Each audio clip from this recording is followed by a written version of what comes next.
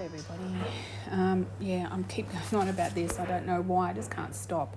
Dr. John Campbell has really got me enraged, and there's so much anger and frustration happening everywhere. You know, you've got migrant issues everywhere. You have religious wars. You have people fighting and bickering over everything. And then you've got the homeless situation, you've got financial distress, you've got people getting sick from certain medical procedures. You just have everything going on, and it's just insane. And while all of this is going on, people are getting distracted, and it's getting close to the WHO's treaty being made law and legislated in every country that has signed up to the United Nations and the WHO, because they're the same thing. They're the same thing. So here is the fourth meeting of, where people, this treaty thing that they're talking about. And I was flicking through it, I was trying to find the date that this this treaty is going to be enforceable, because it's binding now. So once the government signs on to it, and both the politicians, the Labor and the Liberal here in Australia, have both said yes, that they are excited about it, because it's going to create so much more health practices for everybody, and everyone will be safe. So they're all demonic bastards. If I could sing, I would sing that song by the Rhythmics, Would I Lie to You? Honey, would I lie to you, baby? Whatever it is. But yeah, so here it is. So this is just recent. It is basically saying Australian Research Institute has called for the World Health Organization to have more power and to be able to do whatever they want. So you can read this yourself. I'm not going to, there was a video that was supposed to be playing, but it wouldn't play. It was reading all of this, so then I didn't have to. But you can look at this yourself. I'll put a link down below. You can also look at, the documentation yourself. But this is really, really, really bad. And you have to think, why, when you've got people, the whole thing in Palestine, I've had quite a few people ask me if I'm a religious person, and when I say religious, I don't have a religion. I'd say that I'm a Christian, and that I'm a good person, and that I'm very righteous. But I'm not a Catholic, I'm not a Muslim, I'm not a Jew. I don't have any name. I'm just a God-fearing person. And I don't have to excuse all the noise. I've got a bit happening on here.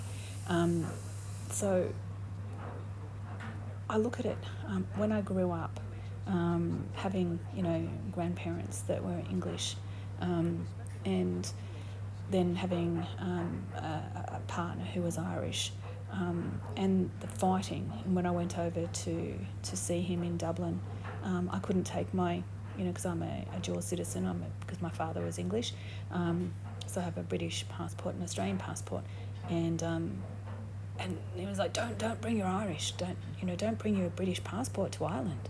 If they see that, they'll kill you. And I'm like, you got to be kidding me, what does it matter? It's just a piece of paper. And that sort of showed me that how the world has been indoctrinated to believe a certain way. And then when I sort of looked into the whole thing with Henry VIII, becoming, the head, that the king or the monarch is the king, is the leader of a certain religion, and all he is somebody that's born in a certain country in a certain time with certain parents. He's no one special. He has no special powers. He did not do any miracles. He's not a good person most of the time. Quite often they're dictatorial and they're very evil, because they're power hungry. So when I saw, my grandparents, when they come back from the UK, they'd bring these little plastic dolls, but they weren't plastic, they were quite good in those days. And there was one of Anne Boleyn. And I used to jokingly say, oh, does her head come off? Where does head come off? And that sort of got me curious as to how a man could turn around. And you've got to look at history, how he was able to decapitate so many of his wives. And the church said, no, you can't. So he went, well, bugger you, I'm going to leave the church and I'll create my own church. Because he knows that having a church, having a religion gives you power over the people. The whole thing with religion, it's good when it's not bad. It teaches you rules to live by, to be a good person, be a decent person, to have a harmonious life. But it also makes you very, very stuck in a rut in certain ways. And you only have to look at, when you're fighting against somebody because they have a different religion to you, at the end of the day, if there is a creator, if you believe in it, doesn't matter what you call him, he's real, you're real, and live the best life you can, which is be a good person. That's where, those ethics, our morals are standard. But anyway, I'm ranting and raving, and this has got to go. I've got to finish here. So anyway, take care. Bye. But anyway, so I'm trying to find it here. And I got down to here and I was like, okay, this is not really helping me. And I did go to this link down here to see if I could find it, but no, it didn't really tell me very much. And I got down to here to REV1. Okay, I had to go and do a Google search on Rev1, which obviously is from Revelations 1. And what is the meaning?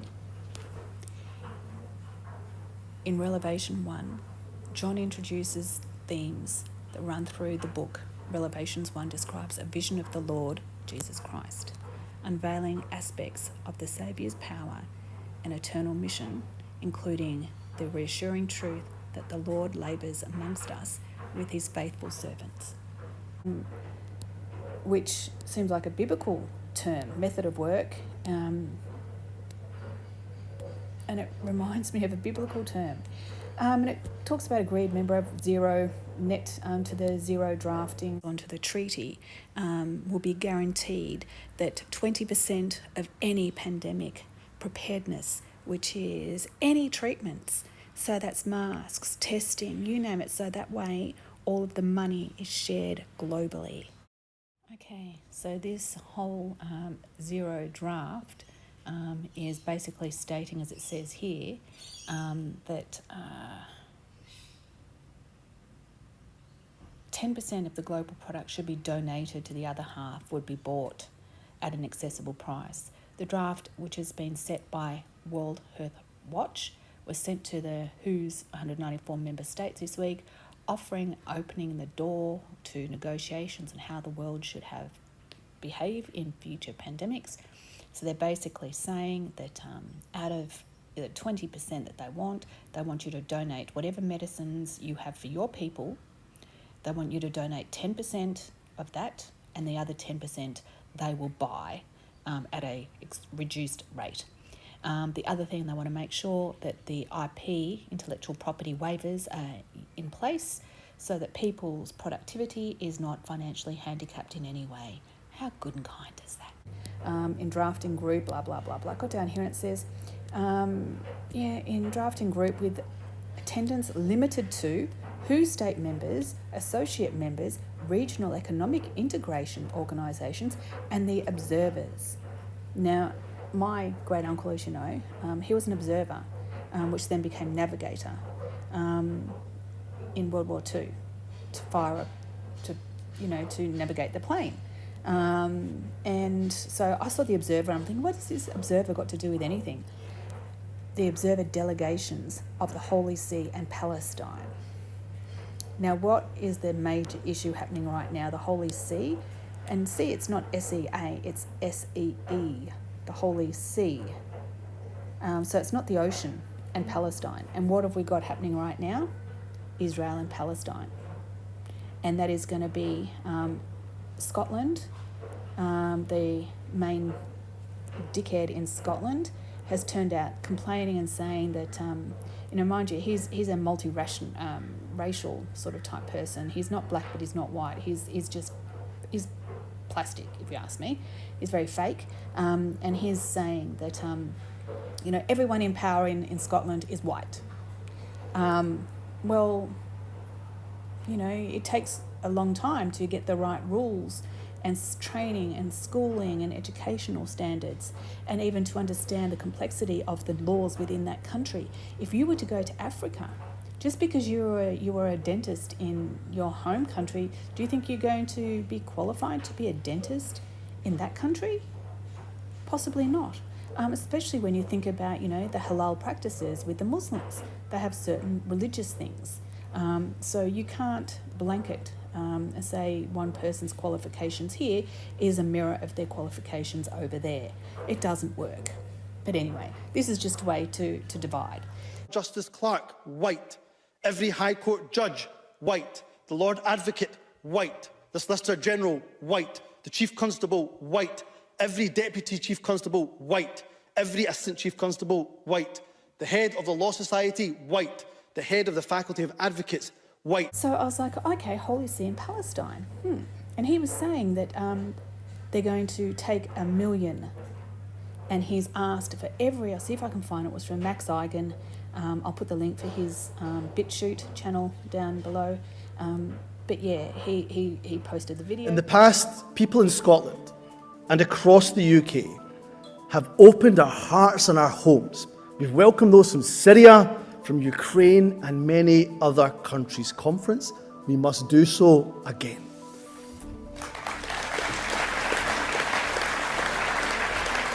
There are currently 1 million people displaced within Gaza.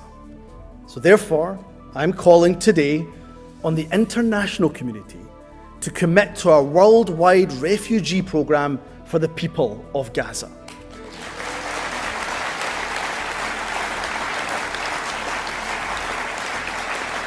I'm calling on the UK government to take 2 urgent steps. Firstly, they should immediately begin work on the creation of a refugee resettlement scheme for those in Gaza who want to and of course are able to leave. And when they do so, Scotland is willing to be the first country in the UK to offer safety and sanctuary to those who are caught up in these terrible attacks.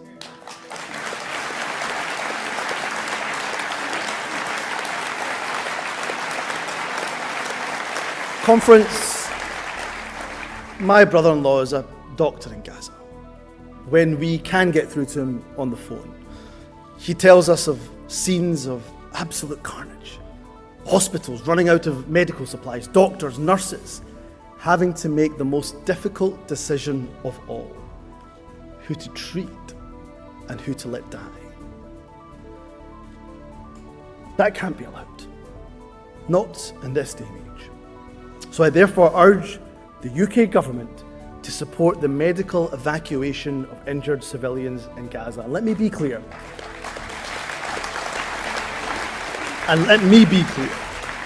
Scotland is ready to play her part, and our hospitals will treat the injured men, women and children of Gaza where we can. He's basically saying, hey, we're going to take 1 million, if not more. And I think every Western country in the world, if you don't take these people, then you'll go to hell.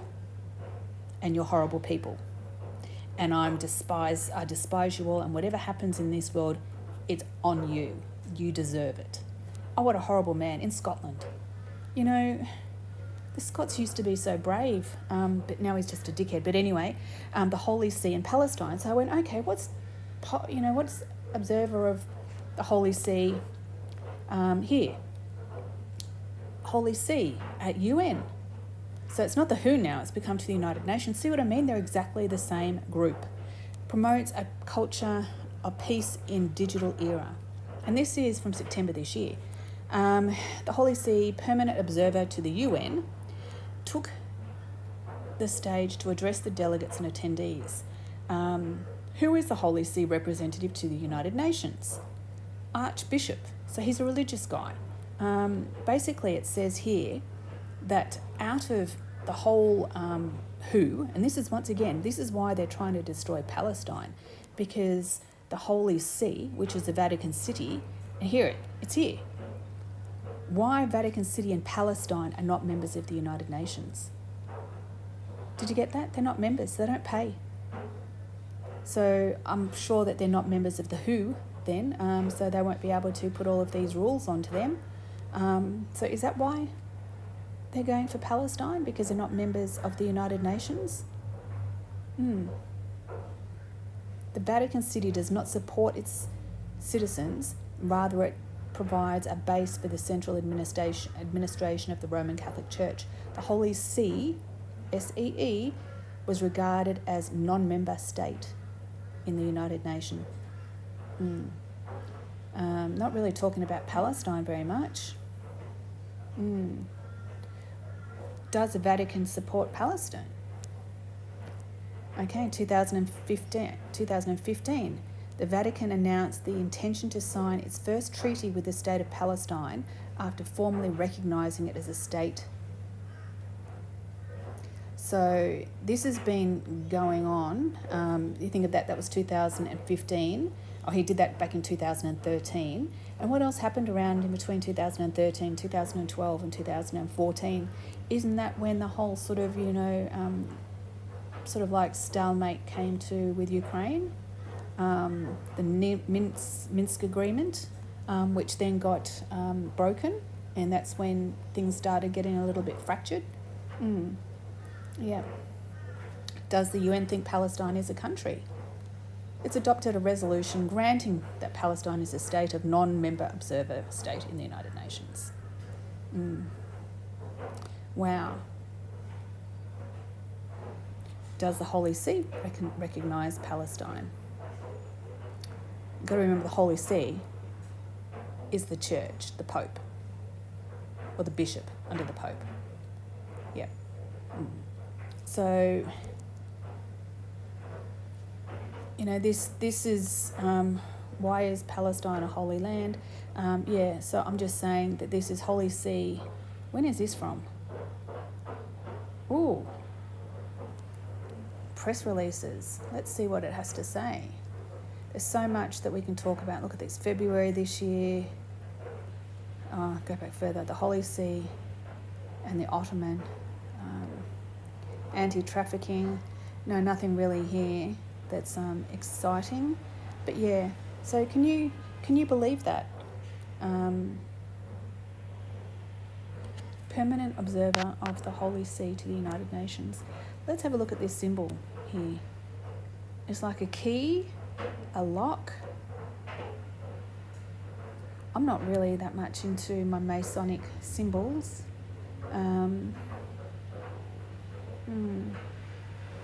Got a few crosses here. Permanent observer.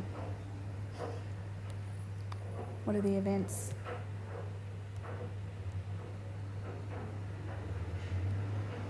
What's going to happen next year? Oh, nothing yet. Oh, how they're moving forward already, aren't they? Oh, but yeah, newsletters. Did you even know any of this existed?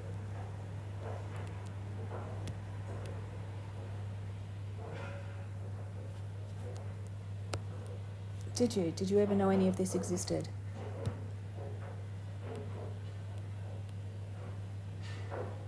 It's not really telling us anywhere, is it? Statements. Okay. Oh, October this year. Statement by the Archbishop. First Committee on Disarmament of Outer Space. What the hell? This is insane. This is only 11 days ago. What the hell? We've got this major problem with Israel and Palestine. We've got supposed, war in Ukraine. We have massive, migrant displacement, and we've got what's happening in Gaza, which is people are being, it is a genocide that's happening over there right now. And then we've got this. So this might have to be a video on its own. There you go. But anyway, take care. There is so much to unlock here. It's insane. But have you ever heard of the Holy See and Palestine? Is that maybe why they've got to destroy Palestine? Because they're not part of the United Nations and they're not part of the WHO. So therefore they're a sovereign city, sovereign state. Nothing to do with religion, but they're sovereign. You've got to think, don't you? But anyway, Godspeed to all. Godspeed.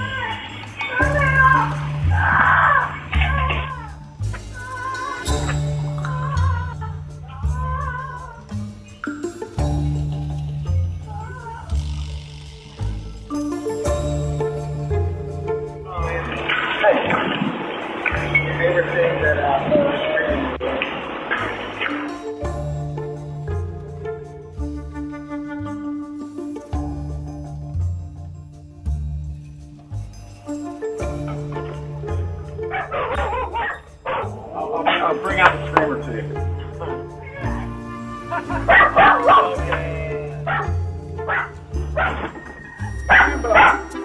Boys in green.